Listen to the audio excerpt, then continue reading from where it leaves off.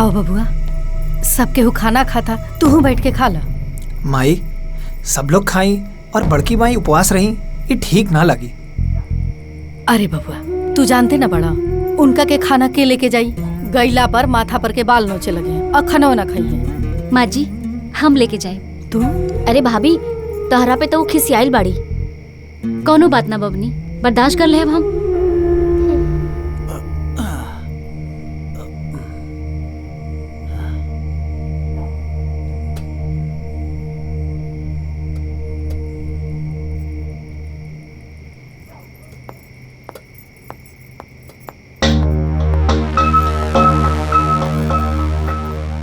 पगलाइल बिया का? पहले खुद झगड़ा करतिया, अब खनमो लेके जातिया। जाए दा, अभी देखिए बुढ़िया चिल्लाई है। माँ जी खाना खा ले खा ली। कौना लाजी हमरा के खाना लेके एलू हो? हमरा के तो तू घरे का मंथरा बना देलू, ऊपर से एलू हो पॉलिसी मारे। हट जा यहाँ से, एकदम लेके जा यहाँ से खाना, भाग जा।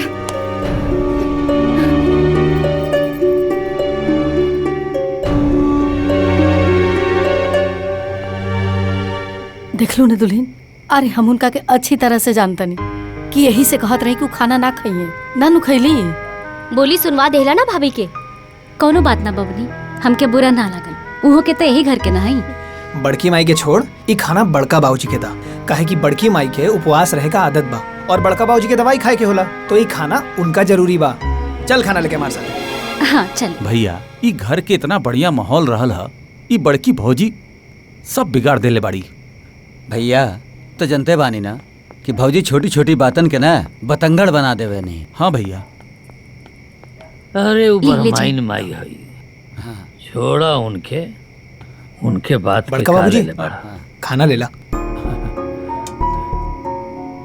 तार बड़की माई खैली है। हाँ ई लेके गल रनी, बाकी तू जानत बड़ा उनका गुस्सा कितना बिगड़ालू बा। उनका क्या कहबो, इतना उम्र हो गई, स्वभाव है बा।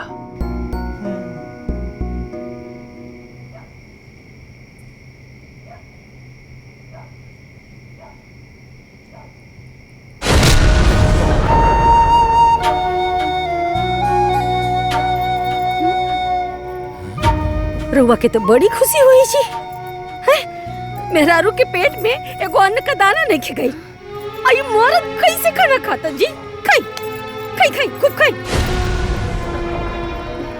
तारा के तो गोले रहला, तू ही मना कर देलू है।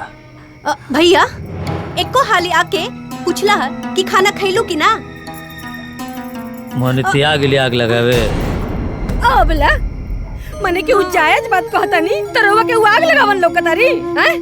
एकर चुआ हम कब्बो न खाब।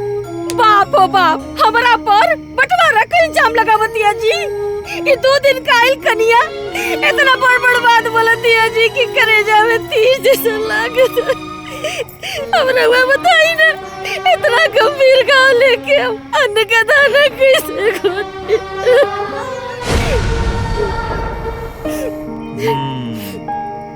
ये तो बहुत गलत काम के लिए बिया, बहुत गलत बात बा।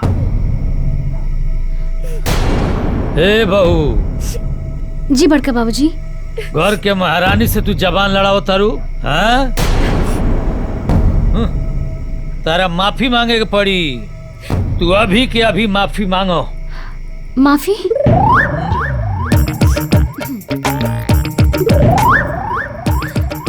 हमरा के माफ कर दी बड़की माई, हमरा से गलती हो गई। हाँ माफ कर देली। काहो बोली? हाँ ठीक बा, माफ कर देनी जा। अब तो भोजन पाल है जब मालकिन।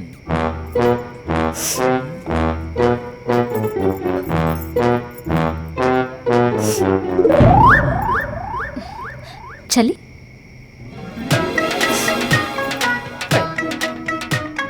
रो खाएं।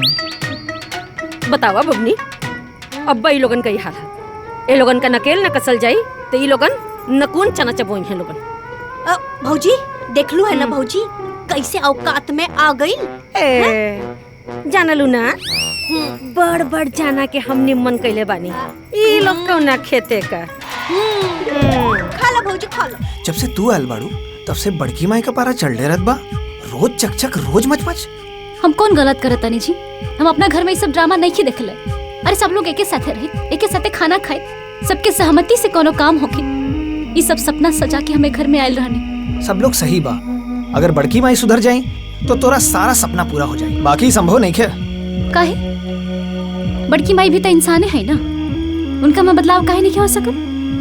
ठीक है तो कोशिश करके देख ला।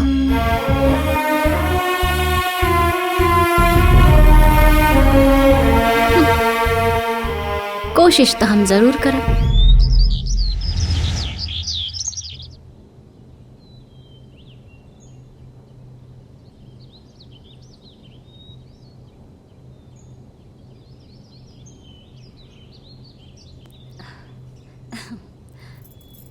माँ जी, माँ जी, हम रात भर सूत नहीं खी पौले। माँ जी, हमरा साथे दुर्व्यवहार कैनी, एकरा हमरा बड़ा अफसोस बा। माँ जी,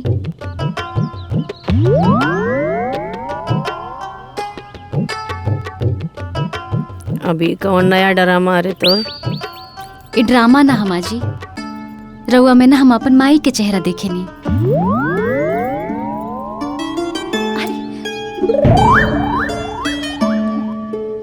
लीना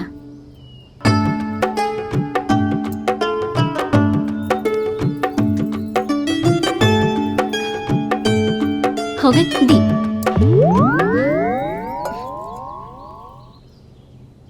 बताई, रउआ घर बनौनी, सबके शादी ब्याह करौनी, जमीन खरीदवनी, सब कुछ कैनी, बाकी आज रउआ खातिर केहू कुछ नहीं के करत, अकेला छोड़ देले बालो।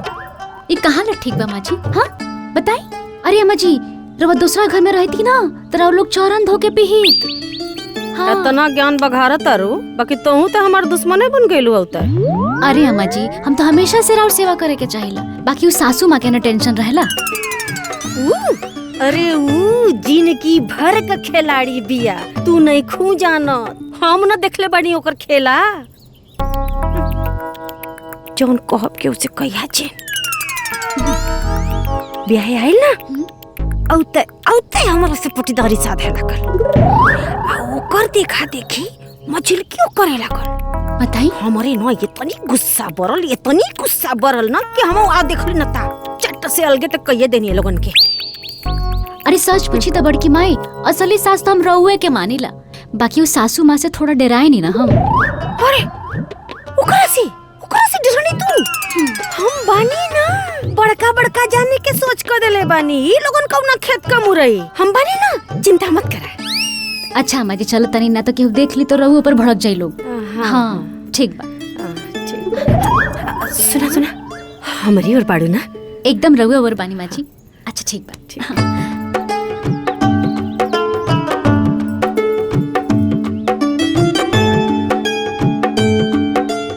बतिया तो सही है कहतिया। हम सबका खातिर ऐसा ना कईनी और हमारा खातिर केहू कुछ न करता। अरे दुल्हन, तू का आग में घी डालता रू? अरे वो सुधरे वाला नहीं की। अरे कोशिश तो करे दी अम्मा जी। अरे वो महारानी जी है भाभी। अरे बबुनी, कोनो बात ना, लोहा ना लोहे के काटेला। का मतलब? जे रोगिया के भावे से बैदा फुलावे। मतलब ये है कि वहाँ के हमनी में ढाले खातिर ना हमनी के वहाँ के मन के हिसाब से काम करे के पड़े, और वो में ना आप सबके मदद चाहिए। देखा दुल्हन, मदद तबा, लेकिन तू ही सोचा कि अगर कि दाव धार उल्टा पड़ गई तो और जीव के जंजाल हो जाये।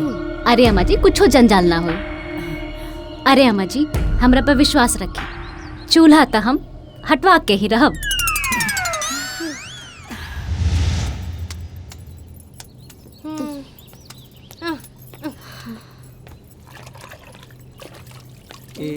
हाँ देखा, बड़का बाऊ देले हन, कहले हन कि पिछली बार धो धो के कपड़ा फाड़ देले रहलू, ई बार तनी आराम से धुलिया। हाँ ठीक बा। तू ईला। अरे सरफ से नहीं, साबुन से धुलिया, काहे कि कुर्ता का कलर उतर जाई ना। हाँ तो जरा धोवा तनी। ला तोके कुछ बताए की जरूरत ना बा, ठीक है? चल तनी।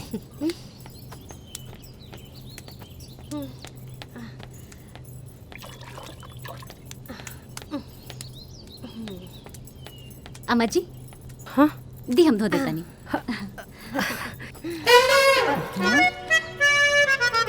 कहो हम सब करी आ तू कपड़ा धो पटीदार के। अरे अम्मा जी, काहे नहीं धो सकत? आखिर इहो तो हमार सासे है ना। अरे बाप रे बाप, हाय देखा ये दादा, हमार पतो हैजा के दुश्मनवा से मिल गईल। बड़ा छोहगर बनल बड़ू, छोहगर दीदिया बकंदे नाम, अब बकैत गईली सौसे गाँव। अरे बेशर्मा ही, तोरा लाज नहीं के आवत? कई बार तोरा के बेइज्जत कैली, आ तू फिर उनकरे के सास मानत रे? अरे छुटकी, बेशरमी ना रे, बेशरम तो तू बड़ी तू। अगर हम अपना बारे में सोचले रहती ना तो ये घरवा में चच्चर को हाथी घोड़ा और नौकर चाकर लेके झूलती। अरे त झुलाई ना, रोवा के रोकले बा? झुलौते रहती ना, झुलौते रहती। बुझली ना त हमरा के जल्दी ना, हमारा पति के बनावल घर में ऐस करता रुसा और हम ही के दुश्मन बुझता रुसा। आए सुन, कहानी का मती मारल गइल बा, हमरा के केहू बुझस ना तो उ लड़की बाई हमार के आँख खोलस, तू लड़की बाई हमार के भैलू हमरा के बतौलस, तू लड़की बाई असली पतो हमारी है तबा। ये बच्चिया हम बता देता नहीं बहनी, हम अपन सारा हिस्सा तो ही के लिखबे, बस तू बनल रहा, ऐसे ही खुश रहा तू। बताओ तनी सबके हमके कैसे बताओ तनी, बताओ तनी का बानी हम, बताओ तनी। बताई ना अम्मा जी, ये तो छुटकी बड़ी चालू निकल गई हो, ये तो हमर सबकी आंखें में धूर झोंक दिहलस। तो हम का बताई, तो हम लोग देखा बड़ी अली है, बताई अम्मा जी। हे भगवान, ये छोटके जैसन चालू लड़की तो हम आज तक नहीं देखले। पहले तो सबके दिखावे खातिर दुश्मनी कैलस, फिर अपन सास से बगावत कई के जाके बुढ़िया से सट गई। एकदम सही कहा तारू। ए छोटकू, कहीं ऐसा तो नहीं खे कि छोटकी अम्मा अपने पतोह के पूरा सिखा पढ़ा के हमने के संगे चालाकी करत होके, चाहे जवन होके। बाकी एगो और बात बा, ये छोटका भी बहुत सयाना बा। ओकर तो फुल प्लानिंग चलता बड़की अम्मा के जायदाद लेवे के। हाँ का अम्मा जी? क्या अम्मा जी? अरे वह ना होशियार बिया, तो हम लोग के दिमाग में तो भूसा भरल रहल, ये दिमाग पहले ना आयल तो हम लोग के। अब हाथ मौला लोग कुछ जायदाद लेके कोई।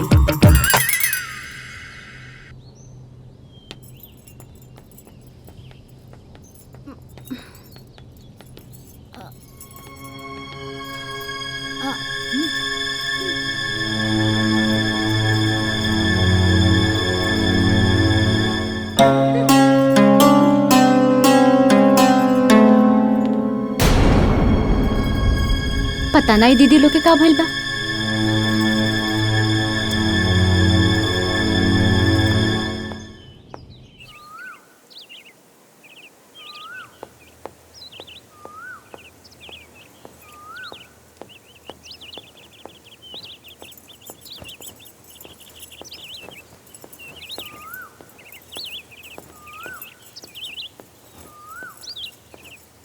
बड़की माई, रोज हमें को बात कहे के चाहता नहीं। जहिया से हमरा और देह ने करत नहीं ना, तहिया से वो दोनों दीदी हमरा से भरमु बातों नहीं की करत लो। अच्छा हो बेखानदानी आइल बानी को, शुरुए से इनन कहिया रहन बा। छोड़ बताई, रउआ ए घर के असली मालकिन, बड़का पापा के आजो पेंशन मिला था, हई रउआ 200-300 के साड़ी। ए दुल्हन, ई बड़ी सीधी बाड़ी। और दोनों बुढ़ियों लोग के देखा तनी माँ जी, मारे 1-1 हजार के साड़ी पहनता लोग, रउआ लोग से कम बानी का? ए दुल्हन, 1 लाख के बात कहलो, बाकी इंकरा के बुझाते नहीं खे। बतिया तो तू सही कहता दुल्हन। वो कहा न कि हमार मरद ना हमरा के कुछ बुझबे ना कैला, यहाँ को जिंदगी भर खाली अनहन का पेट भरे के चक्कर में रह गइला, हमरा के तो कुछ बुझबे ना कैला। एकदम सही कहा तारू। का हो दुल्हनिया से का हमर शिकायत करता रू हैं? शिकायत नहीं की करत बाबूजी। बाकी रउआ से हम एगो बात कहल चाहता नहीं। बड़की माई के लगे ना बढ़िया साड़ी नहीं खे, तो आपकी तीज में ना एगो बढ़िया साड़ी खरीद दे है नु। अच्छा सुन ले, 3000 से नीचे के लेके आए तो मुँह पे फेंक कर। अरे भाई आ जाइए।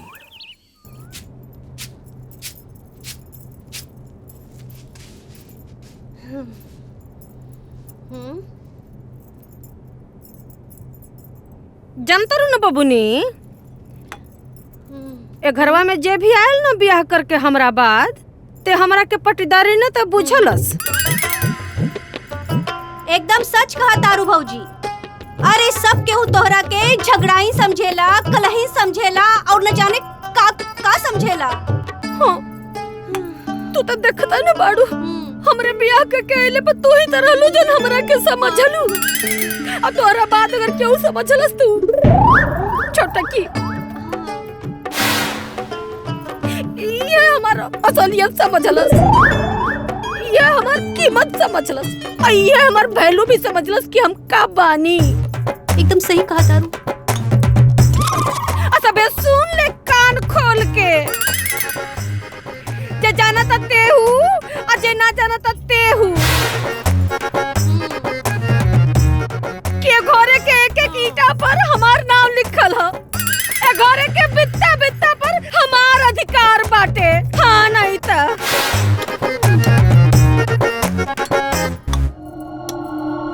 ए दुल्हीन, आगे के प्लान का बा? अरे अम्मा जी, आज सबके खाना ना एक ही में बनी। ए भाभी, बड़की माई केहू के छुअल खाना खइबो ना करी हन। अरे हमार बनावल खइहे ना। बाकी पूरा परिवार का खाना एक जगह बनी कैसे? अरे द्वार पर जौन मछली बनावे वाला चूल्हा बा वही पे बनी। फिर आंगन के चूल्हा रात के तोड़ दे हम।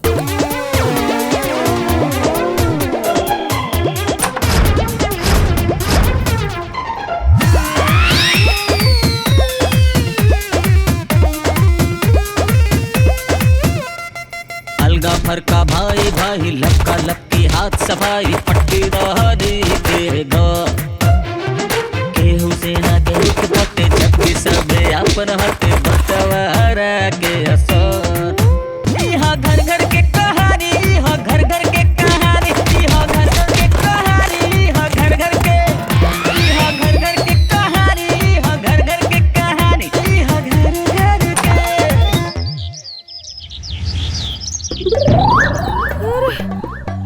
ये हमार चूल्हिया कवन फोड़ दलस रे। अरे मैया रे मैया, ई चूल्हावा के फोड़ दिहलस रे। आगे मैया के मैया, ई के सब चूल्हा फोड़ दलस दादा। आ करे भूत ना ना के चूल्हा तोड़ देलस ह? हैं? ए घरवा में जे बा वही के न करनी होई। हैं?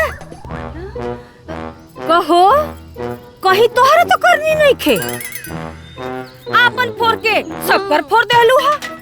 अरे कहीं जादू टोना तो नहीं खे न करत रे। अरे जादू टोना ना रउवे सिखले बानी, आ रउवे कइले हो कब, आ न त केहू से करवाइले हो कब। हाँ हई केहू से मतलब का बा ए मझली दीदी? चूल्हा तो हमरो फुटल बा। बिना जलने बुझले ना केहू पर अच्छा रंग ना लगावे के चाहिए। अच्छा, और जोन ई लगाव तड़ी हमरा पर तौन। अरे यहाँ के रउआ के कहतन तो रउआ समझी, तो हमरा के काहे घसीट लेतन? अरे यार बेसी चाचा मत करा लो। कोनो बाहर से चोर डाकू ने के नाल रहल है? अपना अपना कपारे पर का टोपी दूसरे के ऊपर फेंक के पल्ला मत झरा लो। बात समझा? हम सोखा लगे जाई, अच्छत पढ़वाई और सबके खियाई। सब जान के काहे खियाई? रउवा खाई और छोटको के खियाई। पार्टी तो बनाइयो ले ले बानी जा। मझली दीदी रउआ का बोला तनी समझ में आवता? जौन बोली ना हिसाब से बोलल करी। अच्छा हिसाब से बोली त का करबू हो? हैं? बताई का का करबू? करब? हां बताई का करबू बोला। अरे पार्टी तो बुझा नहीं के रे का चुप रे बा चुप। अरे रउआ चुप करी। तू चुप रह। तू चुप करा। अरे चुप रह। हम रह चुप रह। चुप रह। अरे चुप। पहले ही सोचो कि भोजन कैसे बनी। चूल्हा तो टूट गइल बा, नया बनाओ में आ सुखाओ में तो टाइम लगी। अब तो हम कहा था कि दोरा पर जन छोटका गैस का सिलेंडर बा ना वही पर बन जाओ।